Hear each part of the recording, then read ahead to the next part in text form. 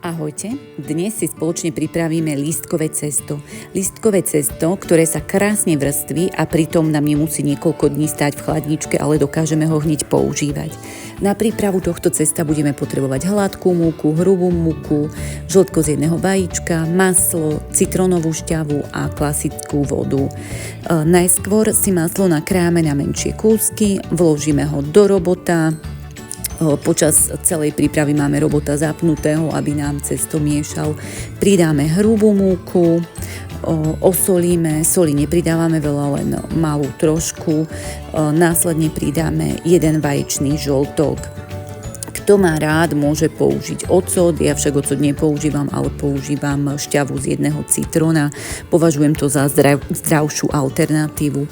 Následne si pripravíme hladkú múku, najskôr pridáme prvú časť hladkej múky, následne pridáme vodu a potom pridáme aj druhú časť hladkej múky. Celkovo pridáme 200 g hladkej múky. Následne cesto ešte niekoľkokrát premiešame, aby teda bolo dostatočne pevné a prúžne. Potom si cesto prehodíme na dosku, stále ho teda podmučujeme, aby sa nám nelepilo a niekoľkokrát si ho rozvalkáme a potom ho poskladáme a znova rozvalkáme, poskladáme a tento postup opakujeme niekoľkokrát. Čím cesto viac takto skladáme a valkáme, tým je potom krehkejšie, jemnejšie a hlavne sa nádherne vrství. Z tohto cesta môžeme pripravovať sladké i slané dobroty, je to už len na nás. Pred pečením ešte natriem vždy rozšľahaným vajíčkom, do ktorého pridám štipku mlieka.